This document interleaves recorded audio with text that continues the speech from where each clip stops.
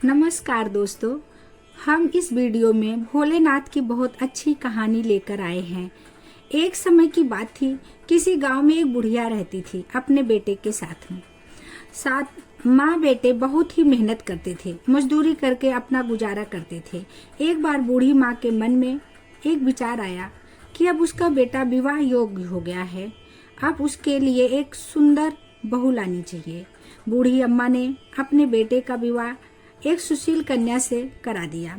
उसकी बहू बहुत ही सुंदर और सुशील संस्कारी थी। वह नित्य प्रतिदिन सुबह उठकर घर की साफ सफाई करके स्नान आदि करके भगवान शिव को अपने घर में ही पूजन करती थी। विवाह के कुछ समय बाद सावन का महीना आया। बूढ़ी अम्मा की बहू भोलेनाथ बाबा की अनन्य भक्त थी। उसके मन में यह विचार आया कि शिव मंदिर में जाकर वे शिवलिंग पर जल अर्पण करे और अपने मन में आए विचार को वो अपने सास से कहा, माता जी, सावन का महीना शुरू हो रहा है, मैं क्या शिव मंदिर जाकर पूजा पाठ करना चाहती हूँ, क्या मैं कर सकती हूँ? शिवलिंग पर जल अर्पण करना चाहती हूँ। लेकिन बूढ़ी अम्मा ने इसे मना कर दिया और बोला, घर में इतना काम है, घर में ही पूजा कर लिया करो, मंदिर जाने का समय बर्बाद होगा, उतने समय में घर का सारा काम हो जाएगा। इतना सुनकर बहू उदास हो गई, कुछ कर नहीं सकी, अपने कार्य में लगी रही। उसी दिन वो जल भरने के लिए कुएं पे जा रही थी और सुबह से उन्होंने न तो जल ग्रहण किया था और न ही अन्न। उन्होंने रास्ते में देखा कि गांव की लड़कियां पूजा की थाली सजा करके मंदिर जा रही हैं। बहू ने उन्हें रोककर उनसे पूछा कि तुम लोग कहाँ जा रहे हो? सावन का महीना शुरू हो गया है, हम लोग पूजा करने जा रहे हैं। उन लड़कियों ने जवाब दिया, भगवान शिव की मंदिर जा रहे हैं। ये सुनकर बहू फिर उदास हो गई। फिर वे कन्या दोनों पूछी, आप क्यों उदास हो गई? मैं शिव बाबा को अपना आराध्य समझती हूँ और मंदिर जाकर अपने भगवान का पूजा नहीं कर सकती, क्योंकि मेरे सास ने मुझे जाने से मना कर दिया है। वो लड़कियों ने बोली, आप चिंता मत करो, इसी समय और मैं रोज मंदिर जाती हूँ, आप इसी समय पानी भरने के लिए आया करो। पानी भरने के बहाने आप हमारे साथ मंदिर जाया करो, शिव जी की पूजा करके जल अर्पण कर लिया करो। बहू बोली, मेरे पास तो कोई सामान भी नहीं है, मैं कैसे शिव बाबा का पूजा करूँगी, और सामान घर से लेकर आऊँगी तो मेरी सास को पता चल जाएगा। तब लड़कियों ने बोली, आप हमारे पूजा के सामान से ही पूजा कर लिया करो। ये सुनकर वो बहुत खुश हुई और उन लोगों के साथ जाने लगी। भगवान की पूजा करके खुश हो जाती थी और भगवान से बोलती थी कि मैंने अपने सास से ये बात छिपाई है, उसके लिए भगवान मुझे माफ़ कर देना।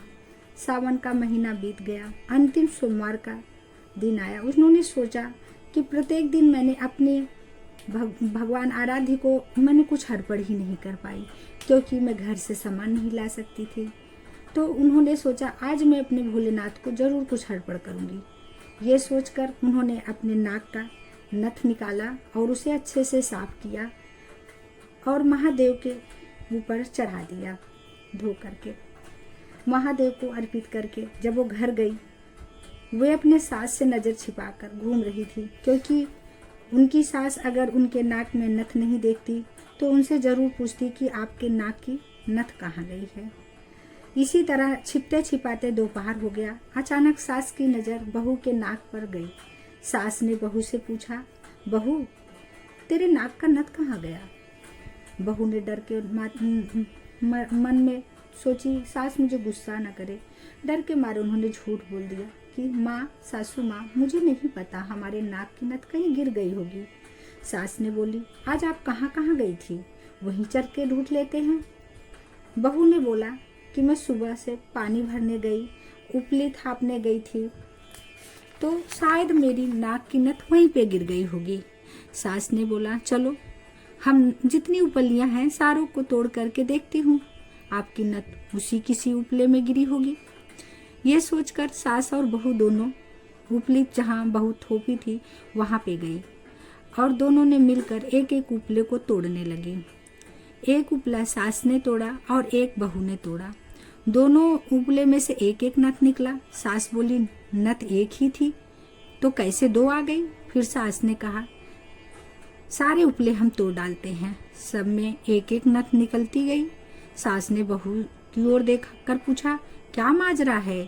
तब बहू ने सास के सामने हाथ जोड़कर रोते हुए माफी मांगने लगी और बोली, सासू माँ, मैंने आपसे चोरी से मस्यू बाबा के मंदिर रोज जाती थी।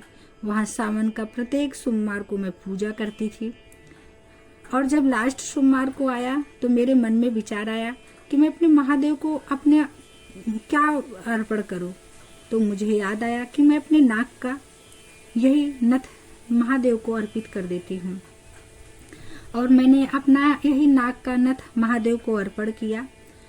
महादेव बाबा खुश हो गए हमारे पूजा से और उन्होंने हमें इतने सारे नथ वापस किए। ये सुनकर सासू माँ बहुत खुश हो गई और उन्होंने बोला कि हम अब प्रत्येक अगले बार जब सोमवार का महीना आएगा, हम प्रत्येक सोमवार को मंदिर चलेंगे, पूजा करेंगे और महादेव को खुश करेंगे। और इसी प्रकार जब धीरे धीरे समय व्यतीत हुआ, अगला सोमवार साल का सोमवार आया, दोनों सास बहू ने मिलकर पूजा किया और सारे पूजा पाठ को मन लगा के किया, जिससे महादेव जी प्रसन्न होकर के सास को बहुत सारा धन दौलत दिया और बहू को एक सुंदर सा प्यारा सा पुत्र रत्न पैदा हुआ। हे महादेव बाबा, जिस प्रकार आपने बुढ़िया और उस बहू की सारी मनोकामनाएं पूरी की, जो भी आपकी इस कहानी को सुने और हुक्कारी भरे और आपकी पूजा पाठ में इसी तरह मग्न होकर पूजा पाठ करे, महादेव बाबा उनकी सारी मनोकामनाएं पूरी करना। बोलो महादेव बाबा की जय, महादेव बाबा की जय। ओम नमः शिवाय, ओम नमः शिवाय। तो हमारी कहानी आप लोग को कैसी लगी, प्लीज़ आप हमें कमेंट करके बताइए और आपको जो भी हमारे त्रुटियां दिखी हो आप प्लीज़ हमें कमेंट करना। तो जैसे भी आपको हमारी कहानी लगी हो प्लीज़ हमें कमेंट करना। ओम नमः शिवाय।